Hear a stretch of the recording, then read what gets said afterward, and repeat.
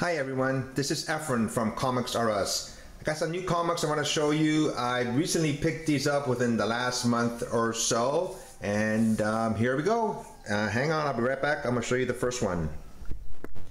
Okay, my first comics are Avengers comics, and the first one is Avengers number 9.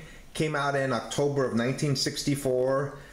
Story by Stan Lee and artwork by Jack Kirby. The very first Wonder Man. I just picked this up about a month ago. I got it and hooked up with this guy on Craigslist, and I went to his house, and most of these I got from him. So, and here we go with the next one.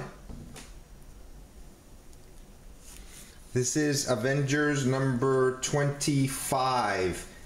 Came out in February of 1966, and also this was done by Stan Lee and Don Heck. As you can see, Enter Doom. Actually, I took one out of order. Here's this one. Avengers number 15. Now by my hand shall perish a villain. Gotta love those Stan Lee quotes. This one came out in April 1965, and it was done, artwork was by Jack Kirby.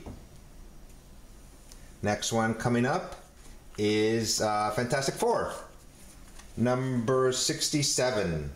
This one came out in October of 67, also done by Stan Lee and Jack Kirby. It's the very first appearance of him. That's what they wrote. And him is Adam Warlock. Next comic up is Fantastic Four number 86.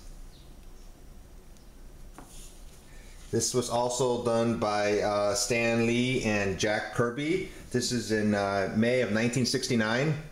I gotta love this Silver Age artwork. I mean, you see Doom, you know, looking over everybody. Looks like he's about to capture everyone. Okay, next one up is from Fantastic Four also. It's Fantastic Four number 88. This one came out in July of 1969. Also Stan Lee and Jack Kirby. Next one up is The Invincible Iron Man number 1.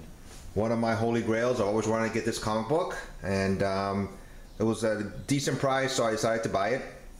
Most of these comics I'm probably going to get cleaned and pressed and either CGC'd or CBCS, and you know, get them graded. This one came out in May of 1968. It was done by Archie Goodwin and Gene Colan, C-O-L-A-N. It's the origin of Iron Man. Big premiere issue. Next one up is the very first Defenders. It came out in August of 1972. It was done by Steve Englehart and Sal Buscema.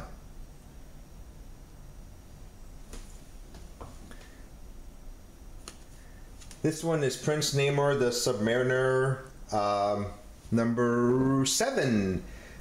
Came out in November of 1968. I gotta like the backdrop of him. You see Submariner, you know, flying through the city, which is most likely New York City. I always like these, the way they did these on comic books. This one was done by Roy Thomas and John Buscema, if I'm pronouncing his last name correct. Okay, next one. It's one of my favorites. I thought I had this one before, but I didn't find it, so I decided to buy another one. Star Wars number 1 by George Lucas and Howard Chaykin. This came out in July of 77. What else is there need to be said? You know, the very first Star Wars comic book. And my next 3 are all recent comic books, and my next 4 are all recent comic books.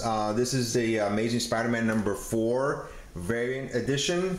It was variant edition covers by Scott Campbell. There's 3 of them. There's just a variant, the sketch cover, and the negative cover. I always enjoyed Scott Campbell's work. This one just is the latest reiteration of the Spider-Man comic book. So here's the first one. The second one, and the all of them are issue number 4, and the last variant edition of Black Cat and Spider-Man. You see them right here. I hope maybe I'll get these signed and CGC'd by Campbell if I ever see him at a comic book convention. My last comic book, it just came out.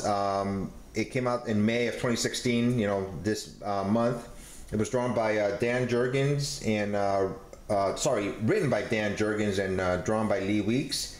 It's Superman, Lois and Clark #8.